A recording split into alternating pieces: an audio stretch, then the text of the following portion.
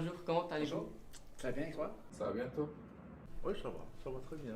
Nous sommes ensemble aujourd'hui pour que je vous pose quelques questions sur vous, afin que mon auditoire et moi vous utilisent comme modèle. Donc, êtes-vous prêt à commencer? Oui. Oh oui, allez-y. Absolument. Tout d'abord, je vous demanderai de vous présenter à la caméra juste ici et de nous dire depuis combien de temps vous travaillez dans le domaine scientifique. Ok. Bonjour, donc mon nom est Jamil Benkaoul, comme vous le connaissez. J'ai travaillé dans le domaine scientifique depuis toujours, finalement. J'ai d'abord été ingénieur, j'étais dans le domaine, si vous voulez, technico-scientifique. Ensuite, je suis devenu enseignant, toujours dans le domaine scientifique. J'ai fait un peu de recherche. Et là, depuis mon arrivée au Québec en 2001, je suis dans l'enseignement secondaire. Et je suis donc toujours sur la lancée scientifique. Bonjour, je m'appelle Christine Thibault, je suis technicienne de laboratoire ici à l'École d'éducation internationale de Laval. Ça fait une vingtaine d'années que je travaille dans le domaine des sciences. Oui. Bonjour, Raymond Lapointe, enseignant de chimie, puis j'ai fait plusieurs matières également. C'est ma 53e ou 54e année d'enseignement, je ne me rappelle plus, je suis trop vieux pour ça. Mais voilà. Bonjour, je m'appelle Marc Van Youssef, je suis présentement un étudiant à l'Université d'Ottawa en pharmacie. Pourriez-vous maintenant me parler de votre parcours scolaire? Oui. Vous pouvez commencer. Vas-y, oui. Vas-y. OK. Faites-le. J'ai fait mon école primaire au Nouveau-Brunswick, ensuite secondaire au Nouveau-Brunswick. Je suis allé en français. Ma mère est française, mon père est anglais. Ça fait que je suis allé à l'université en anglais parce que dans le temps, l'université de Moncton n'était pas reconnue pour les sciences.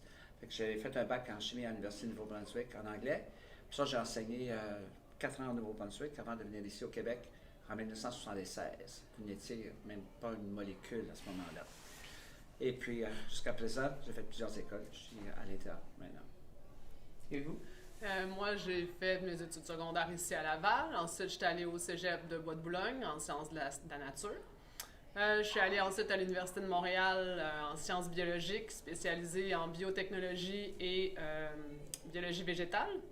Et puis, j'ai fait aussi un certificat en traduction scientifique. C'est ça. Comme tout le monde, j'ai commencé au primaire, c'était à l'école Saint-Norbert.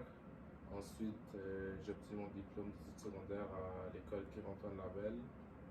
Ensuite de ça, j'ai eu mon diplôme d'études collégiales au cégep Bois-de-Boulogne. Et présentement, c'est ma première session à l'Université d'Ottawa en pharmacie. Ok, j'ai fait mon école primaire comme tout le monde et j'ai fait mon école secondaire dans un lycée. C'est de la 6e jusqu'à la terminale. Chez nous, on passe un bac pour accéder à l'université. Ici, c'est pas la même chose. Donc, j'ai eu mon baccalauréat, j'ai accédé à l'université, j'ai fait des études de, vous appelez ici des sciences de la nature, chez nous, on les appelle les sciences exactes. Et ce qui m'a prédestiné à un métier d'ingénieur, parce que je voulais être ingénieur. J'ai terminé mon ingénierat, j'ai travaillé en tant qu'ingénieur pendant 7 ans. Et pendant 7 ans, j'ai aimé les 5 premières années. Ensuite, je suis devenu responsable comme ça, technico-administratif pour commander des équipements pour les ministères, etc. Ça ne m'a pas plu, parce que j'ai voulu toujours être dans le domaine de la technique et des sciences. Et je suis donc, à l'issue de ça, j'ai passé mon service national de 2 ans. En retour de mon service national, c'est là où j'ai rectifié ma carrière. Je me suis donc inscrit pour faire un doctorat. J'ai poursuivi donc le doctorat 3e cycle et à mon retour, le doctorat quand je l'ai obtenu, je suis devenu enseignant à l'université. Et là, je me retrouve enseignant secondaire. Quelle a été votre source de motivation? De base, ce qui m'a motivé dans ce domaine-là, c'est que c'est vraiment t'es libre. C'est-à-dire que tu peux travailler dans des hôpitaux, tu peux travailler dans la pharmacie de ton quartier, tu peux travailler avec l'armée, tu peux travailler au CHSLD, tu peux ouvrir ta propre pharmacie. C'est vraiment un choix de domaine ouvert, libre à toi de faire ton parcours plus tard dans la vie. Steven, franchement, il y en a plein d'anecdotes. Mais si tu veux que je te parle, franchement, qu'est-ce qui m'a mis sur la lancée? Ça c'est une prédisposition. Il n'y a rien à dire. Depuis que j'étais enfant, j'étais curieux de les choses techniques et j'appréhendais les choses avec un point de vue d'analyse, tu vois. Je contemplais quelque chose, j'essayais de savoir pourquoi, comment ça marchait. C'est plus ma tendre enfance. J'habitais à côté de la gare de chemin de fer.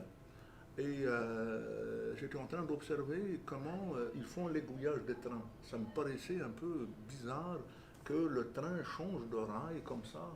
Et je m'intéressais jusqu'au point où j'allais demander à un ami qui, dont le père travaillait, était le chef de gare, qu'il nous laisse rentrer et regarder le système d'aiguillage des trains. Et quand j'ai découvert comment ça fonctionnait, ça a fait un tic dans ma tête. J'ai dit, c'est pas possible. Donc finalement, si on analyse la chose, on va pouvoir la comprendre. Et là, c'est de là est née toute ma passion pour la science. Pour ma part, absolument pas. Donc, il n'y a personne dans ma famille qui est attiré par le domaine des sciences. Moi, c'était en moi, inné depuis toujours. On avait un chalet quand j'étais jeune, j'étais toujours au bord de l'eau en train d'observer dans l'eau les êtres vivants. Donc, moi, c'est vraiment la biologie, les arbres, les plantes, tout ce qui était vivant, ça m'a toujours fasciné. Donc, ça vient pas de personne, c'est vraiment quelque chose que j'avais en moi, dès tout petite. Je devrais dire, c'est semblable avec moi. J'ai toujours été intéressé dans les maths et les sciences. Fait que je suis allé en chimie parce que même à mes débuts, j'étais fasciné par les changements de couleur et les choses qu'on voyait en chimie. Et à ce jour, peut-être que ça paraît moins, mais quand même, je suis toujours fasciné de voir que les gaz s'échappent des pouvettes et tous ces trucs-là, les changements de couleur.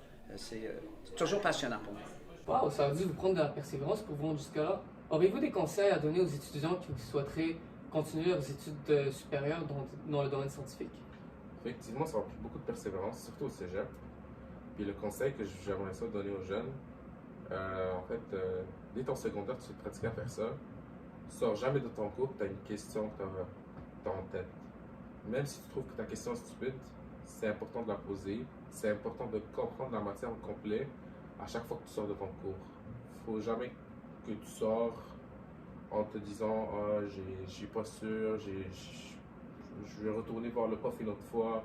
Non, il ne faut jamais que tu sors de là, tu comprends toute la matière, tu es capable de faire tous les exercices. Moi, je dirais de travailler fort, je ne sais pas, avoir une certaine rigueur, une discipline personnelle, une discipline en avant de tes classes, tes élèves. Tu dois commander le respect dans l'enseignement et je crois que ça m'a bien servi au cours des années. Et plus tu as le respect des élèves, plus tu vas être capable de leur montrer des choses à faire et de les enseigner comme il faut. Puis moi, je pense que la persévérance, elle vient avec l'intérêt aussi d'une matière. Il faut vraiment faire les choses qu'on aime, les choses qu'on veut nous faire, et non pas ce que les gens nous suggèrent de faire. Une fois que tu as trouvé vraiment ta passion puis que tu sais que c'est ça que tu veux, oui, ça prend de la persévérance, mais ça va venir tout seul. Parce que tu es tellement passionné, tu aimes tellement ça, c'est juste agréable d'en savoir toujours plus dans ce domaine-là. Le conseil que je pourrais leur donner, c'est, je disais que c'est une prédisposition, c'est fais ta vie à l'image de ce que tu portes encore de meilleur. Si tu as un esprit analytique, essaie de faire ta carrière sur l'analyse. Oui, oui, c'est important. Parce que si tu fais carrière là-dedans, dans quelque chose que tu aimes, tu n'auras pas l'impression que tu es en train de travailler.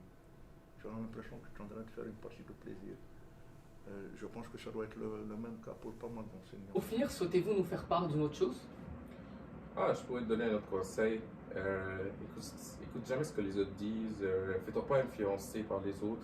Juste suis ta patience, suis tes motivations à toi. Fais ce que tu aimes dans la vie parce que si tu fais ce que tu aimes, tu vas automatiquement persévérer puis donner ton 200%. Si tu as cette passion, ça te met au-delà de tous les besoins. Je ne sais pas si tu me comprends, quand je dis au-delà de tous les besoins, tu n'as plus besoin de quelqu'un ou je sais pas moi, ni de l'argent, ni d'autres choses pour te sentir bien. Tu t'évades dans la chance. Oui, c'est vraiment une évasion. Ça devient une passion quand je suis heureux quand je suis avec une revue scientifique. Je suis très heureux quand j'apprends des choses. Je suis pas dans le domaine du génie civil. Hein. La construction du pont, là, le pont Champlain, ils l'ont remplacé par un pont à Aubon. Je me suis intéressé à ces ponts et j'ai vu la technologie très avancée pour la construction des ponts à Aubon. Je suis parti voir comment ils fonctionnaient, comment ils étaient en train de le construire, au moins une dizaine de fois. Pour voir c'est quoi les technologies, qu'est-ce qu'ils étaient en train de faire. C'est passionnant pour moi. Et cette passion, elle me rend heureux. Oui. Je t'assure, elle me rend au-dessus de certaines tribulations de l'existence. Je me sens au-dessus, je me sens heureux. Tout seul, je n'ai pas besoin d'amis, je n'ai pas besoin de femmes, j'ai pas besoin. C'est tout seul, je me sens heureux. Tu me comprends? Oui, Évidemment, j'ai besoin d'une femme, j'ai besoin d'avoir des amis, etc. Oui. Mais ça me permet de me suffire à moi-même dans cette science. C'est ce que j'essaie, par tous les moyens, d'intéresser mes élèves à la science. Je vous remercie beaucoup de ce que vous avez dit. Je suis sûr que ça va aider beaucoup d'élèves. Oui, merci, ça me fait plaisir, mon gars. Ben, on Si espère. tu ne les aides pas, on va les fouetter.